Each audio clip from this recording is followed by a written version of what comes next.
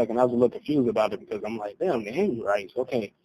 You know, based on what I read about them, especially the last chapter with the Oxumites and this whole Christian genocide that happened from the Himyarites toward the Christians in Najran. The last Himyarite king, which was Yusuf ibn Tamur, he had got killed. And again, he's the last fucking king of the Himyarites. So again, I'm looking at it like, okay, was the word translated wrong? You know what I'm saying? Because he referred to them as deserting from the Himyarites and embracing Islam. Thus, whatever religion that the Himyarites had believed in. They were supposedly Jews at the time. So I had to think further into it. I'm like, okay, what about the people in southwestern Jordan, the Aqaba region, at the town of Eli? What about the people in fucking western Arabia? What about the people in ancient Assyria, the people of Lebanon, the Banu and Milah tribe? What about the people, or at least some of them, not all of them, some of them, along the Euphrates River in Iraq, particularly the town of Al-Hira and Al-Kufa also, and how many of these people can be traced back or also collectively referred to as the Banu Kabi people, all right, only because of similarity of their history is concerned. Again, I make the point, it's just like the Quatanites and the Adonites, you know what I'm saying, and those people that kind of that migrated from Maghreb starting in the first century because it continued onward, but at least starting in the first century. All together, all of these various fucking tribes and clans, including that and Mecca, could be traced back to the people of Maghreb. All right, now that's more on a larger, more grand scale. But in terms of relativity, you know, I think the people that could also be classified as the Banu Kabi people, even though they inhabited different areas of fucking Asia Minor and the Middle East as a whole, I'm thinking like the only reason they could also be included into their category is because of similar history, all right? So in other words, like a similar central history, but that's not necessarily traced all the way back to the first century. Only collectively, all together on a grand scale, can you trace all of these Arab tribes back.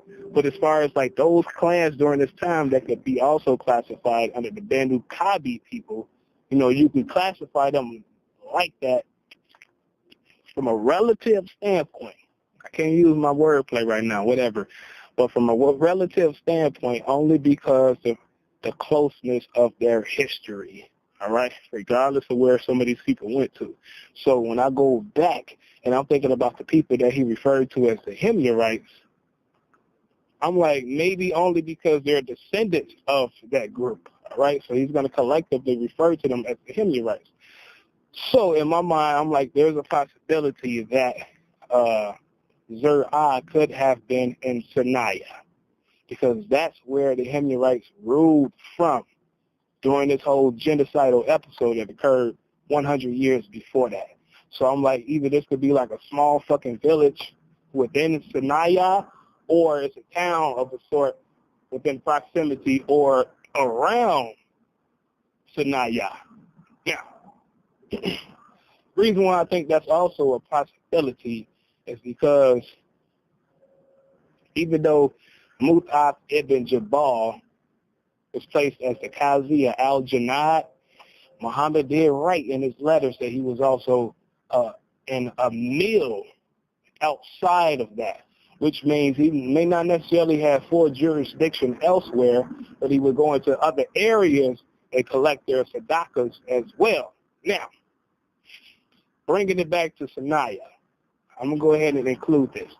During this time, right, the person that Muhammad placed as the head of the Sinai people in Yemen was a guy named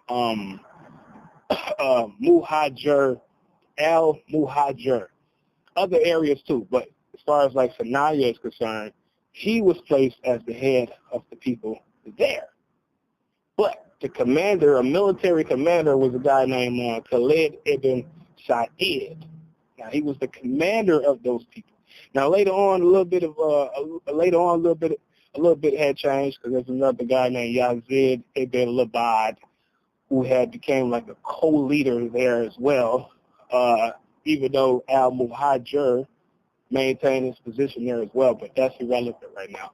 The whole thing is, I'm like, okay, if Mu'adh ibn Jabal was also in a mill outside of this town in Al-Yemen, there's a possibility that Zur'ah could have been a small village within Sanaya, or again, a town somewhere close to it or outside of it, that he would serve as a mill to as well, even though Al-Muhajir was the fucking governor or advisor there. All right? That's why it's a possibility to me. Now, going back as far as like the references within this chapter, there's another author who purported that Muhammad had wrote to the Himyarite leaders, and they mentioned like at least 6 or 7 of them. I can't remember all of their names because I honestly did not think it was that relevant, but I know it ends with Kalul, K-A-L-U-L. So it's like 6 or 7 of them. And again, they were referred to as the Himyarite rulers at that time. So again, I'm like, shit, if they were, and they might have been within this little place called Zur'ah, but at the same time, you know, they're not necessarily like a kingdom at this point. That's what I'm thinking. Now, that's pretty much the significance of Mu'adh ibn Jabal as far as, you know, his relevance is concerned. Again, he was like a advisor, but really a qazi in the town of Al-Yemen, but in a mill outside of that, who also conveyed a message and made a collection as in a mill to these people, to the people of Zur'ah. And again, the possibility that could be somewhere near Sanaya. Okay, now I'm going to jump off here for a second and go to Al-Muhajir. Okay. Al-Muhajir was also a advisor outside of Sanaya of another place in Yemen as well, but it was called Qaryat-Kathil. Now, this is what's interesting about those people there. The people there, the tribe, they're called the Kinda tribe. And by the way, I'm not looking at no notes. They're called the Kinda tribe. But they didn't have like an extravagant existence, like when you think about a kingdom, because they were referred to as a kingdom as far as like, you know, when I put them in my jargon and all of that. But they were not extravagant compared to other people that are referred as a kingdom. But they go back at least to like the 2nd century BC, all right? But the place that I just named, the town that they were at, Qaryat-Kathil, that was pretty much their capital, so that's where they were centered at. Now, when you go back 100 years prior to this time period, so in other words, you're going back to the first fucking quarter at least of the 6th century, when this whole genocide occurred, and really a war from the Himyarites toward the people of Najran, who were Christians, and also toward polytheists. Weird thing is this. They were also, I'm talking about the Kinda people, they were also a part of the Himyarites' forces.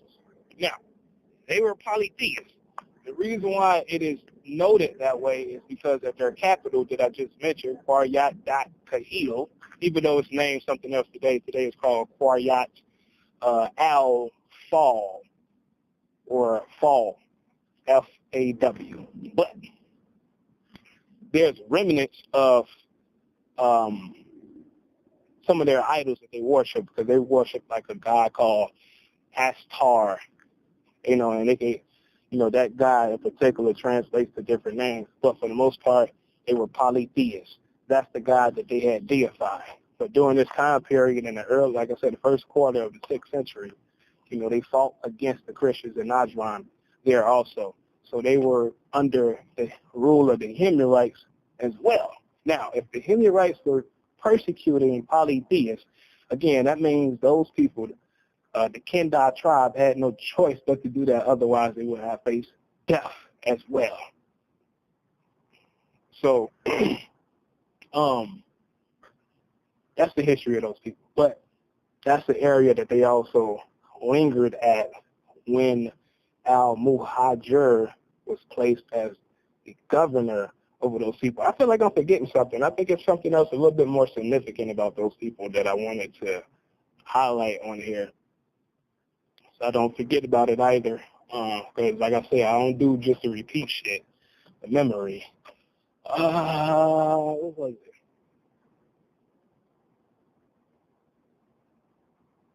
It was something else. But I don't think it was necessarily completely related to just this chapter itself. I don't know if it is, it'll come back to me before I get done. But another place aside from Sanaya and that place, Qaryat Kahil, that Al-Muhajir was or had jurisdiction over, is also, all right, also in southeastern Arabia. Now, this is the area that I said is much more fucking vast than Hatharab Mayut. Hopefully, I didn't confuse those two at the beginning. But that area is what's 250 fucking thousand square miles. Again, it's outside of Yemen, but it's in the southwestern fucking corner of Arabia. Now, that area, once again, encompasses a little bit of the northern portion of Yemen, Oman, but also the Arab Emirates as well. All right, and just like Hatharab Mayut,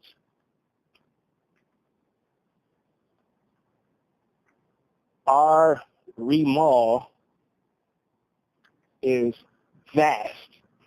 So you're gonna find a little bit of oasis, but it's of a majority desert-like fucking region.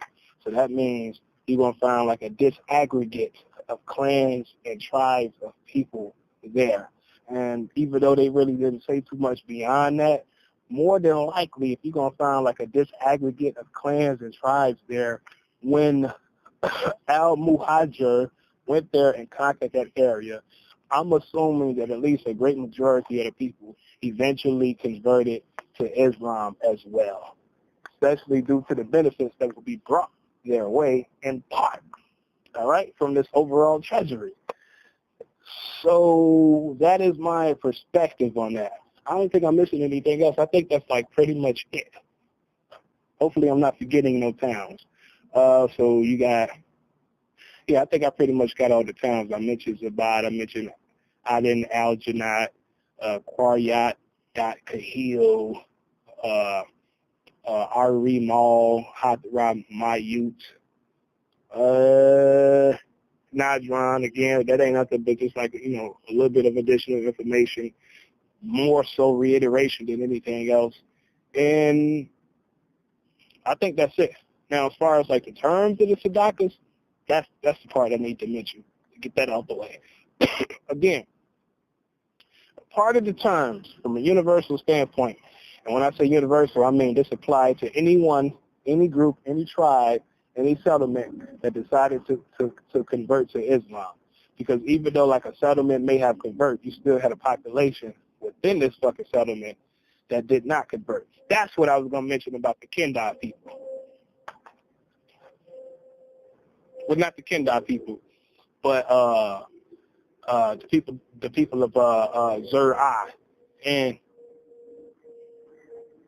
the reason why I had felt like I forgot something about the Kendar people is because when I first did this yesterday, I left open the possibility that the people of Zur-Ah that could have been there in Qaryat Kahil. That's why I felt like I was missing something. Now, the thing is that within that population of the Zur-Ah people, you still had individuals based on these writings that did not convert, so they had to pay a poll tax. But as far as like the people that converted to Islam, they did not. So therefore, even though if you have a majority population that converts to Islam, you still got like a subpopulation that may not. Now, as far as like the terms, the universal term amongst these other terms is that if you did convert, you were exempt from paying taxes. You still had to pay a form of a sadaqah. In other words, you had to give over some of your possessions or your goods that will fit an overall treasury, but it will be like redished out to the poor population who did convert to Islam, as well as people that would be wayfarers that might pass through. So you have to still provide shelter for those people. Now, even though like that last part that I just mentioned as far as like wayfarers and people that have passed through, that's universal because Muhammad maintained that in terms that he provided to people everywhere else in every single chapter leading up to, unto this point. But in this chapter, he was specific about people being exempt from paying taxes if they converted to Islam. Now, some of the crops that they mentioned was wheat, barley, beans, and I think peas and shit like that. You know what I mean? But the percentage would be this: if that was produced from like rain or running water, in other words, the type of irrigation system also, damn near natural means, they would have to pay 10% of what they accumulate. Now, if these crops and stuff like that was watered through buckets, and they'll have to pay half, so they'll only have to pay 5% over as far as like the crops that they accumulate, which makes sense because if you got to use buckets, that means you got to travel other places to get your water, so it becomes a little bit more strenuous. So I can understand like that added stipulation as far as in terms is concerned. But that was the overall percentage as far as the tzedakahs that they would have to pay. But he did also, he still did say that they would have to give over some land, which would be like a tribute or a payment to Allah. And again, when he says give over land, basically talking about providing shelter and stuff like that for the poor Muslims, thus the wayfarers, people that might just be passing through, that might have a temporary stay there as well. Now, it doesn't really hinder anything else, but those are basically the terms of the agreement that he provided. And again, just like everywhere else, they will be under the protection of Allah, thus the protection of God, thus the protection of Muhammad. All right? So, vast fucking area of Yemen is now a part of his territorial expansion. So he damn near got the whole of Arabia, including parts of southwestern Jordan, all right? Including, let me see, you got southwestern Jordan, some areas, I'm going to say some areas along the Euphrates River as far as Al-Hira, because like I say, that building that was called Dumat that was erected in Al-Hira by Uqadir, Abdullah al-Malik, you know, that had got taken over after he got basically killed and shit for choosing not to pay a tzedakah. So therefore, he got Muhammad now has certain areas in Iraq as well. All right. So this expansion is pretty much growing. Now, outside of this chapter, the overall analysis thus far, this is still, I mean, I'm pretty sure the next chapter, which I have to get into tomorrow, I got to take down the terminology first, I'm pretty sure that's like more than likely the chapter where Muhammad dies, because as far as Mu'ath ibn Jabal, you know, they did mention how, you know, when Muhammad placed him as Qazi, etc., as well as Emil, he had a conversation with him, and Muhammad basically told him he was going to die pretty soon. Because I'm assuming due to that conversation between him and Muhammad, you know, he was already getting sick, because that's where he died from anyway, some type of disease. You know, it wasn't, I don't call that shit natural causes. It wasn't natural causes as far as him just dying of old age. You know what I'm saying? So he got some type of disease. So the next chapter, I'm pretty sure Muhammad passes away in. Because, again, it is at least 631. I'm not 100% sure on the date right now, but it's at least 631. Muhammad dies the following year in 632. So in saying that, the next chapter, I'm pretty sure it goes into the beginning of the Rashidun period. Now, I can't fucking wait, all right? The reason why I can't wait is because I'm so fucking interested in, like all of the happenings during this period and the people that gets involved, and then new names might get introduced. But as far as them going northward, as far as the expansion is concerned, and then it's kind of like a build-up of a movie, because the Roman Empire is going to get involved into the picture also. By this time, the Roman Empire still got a hold over Egypt, as far as Alexandria is concerned. So they're going to end up fighting with the Romans also, and then they're going to conquer Egypt, and they're going to move further into North Africa also. So that's what I mean about this Rashidun period. It's going to become even more complicated but even more better for me. Like, before I transition into my other documents, I get even more fucking background. That's what's so interesting about it. I get even more background about this. Because Yemen, right? I had mentioned this yesterday, and I only mentioned it because I couldn't remember everything that I had read. And I had already documented this anyway, but I mentioned the fact that one of my main reasons for reading the background of this Islamic history, aside from the build-up into going into Africa, as well as like getting a little hints on why Ibn Battuta infused the Nile River and the Niger River in his book that I read a lot about as well. Actually, I read a lot. I read the book itself, and I stopped at a certain point until I get a sufficient amount of background, of background information before I go into that book. But the other book that I got that I can't fucking wait to finish too, and I'm staying disciplined, is called Tariq Al-Zudan. Now, I read the first couple of paragraphs. And they was talking about the Al-Yemen dynasty, which came into being around 690. And the first fucking ruler of that dynasty, he ruled for about 10 years up until 700 BC. Then the second person from 700 BC to 710. And the third person from 710 to 720 BC. And then so and so. So you got like at least 6 or 7 people or whatnot. But they did say that the people, the progenitors of that dynasty came from Yemen. That's what they put in that book. And I had a question about that. I was like, when I first read about that, before I decided to put that on hold, I'm like, why would they not Islamic? That was my question. Because also included is the fact that, you got the Bozo people that came from the Ghanaian Empire. I mean, they still were Malincan people, or Salincan people also, or Salincan people, but, they're referred to as the Bozo people because they also worship the fucking fish. But they went west, along the fucking Niger River, and they made it to, I ain't going to get into all that right now, Segou, Mopti, and all that type of stuff, but they made it through all of these towns before they also settled in Gayo as well. The town of Gayo before it changed to where it's at now, 40 miles away from its original location. But even though it is claimed that the 15th ruler of the descendants of the dynasty, the Zod dynasty, which lived around 1010 AD, they claim that that person is who first converted to Islam. I'm not 100% sure about that. I'm thinking more so that influence came from the fucking West, starting with the Bozo people. But either way, I'm like, why is it that Islam did not get introduced into the region until 300 years after the fact? So I'm like, I wonder, okay, as far as Yemen, when did, a significant amount of people in Yemen convert to Islam to the point where everybody would know about their religion, even if they themselves did not follow that religion?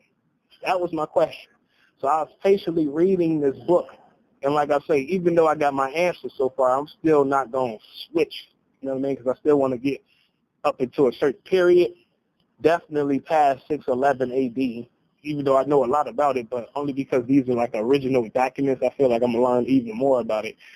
Get way past that point, to the introduction of Islam, and to all of North Africa, et cetera, blah, blah, blah, blah. But I got my answer so far. My theory, as far as Yemen, I always said, if Yemen, or a vast area of Yemen, as far as the people that live there, had converted to Islam, then the Al-Yemen dynasty may not have been Arabic. They may have had the name, but it doesn't mean that they themselves are Arabic, because a lot of this, a majority of the book, if not all of it, because I read the background about the book also, is mostly oral history in the first place. So you don't get like a picture of how these people look. You don't get too much of a solid fucking background.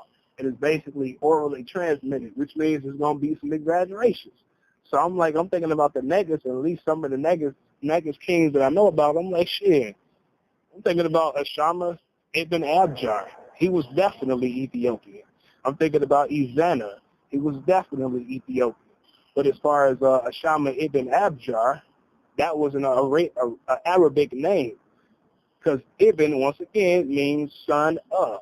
But does that mean that he's necessarily Arabic? And this is fucking, and this is prior to 690 AD. In Mali, all right? Deeper into Africa. I'm talking about as far as, like, you know, being close to Arabia. You're going way deeper into Africa. You're on the other side of the continent now. You're on the western side of the continent throughout the Sudan. So in 690, if you had a guy named Al-Yemen who started that dynasty there, why would they not Islamists? Now, all these places that I named in Yemen, especially Ari Mal and Hatrab Mayu, those are fucking vast areas of Yemen, even though, I mean, Yemen and southwestern Arabia, even though at the eastern portion of it, but you still got these towns, all right, on the western portion of it, and in especially the central areas that Islam has spread to. Now, again, this is 630-something.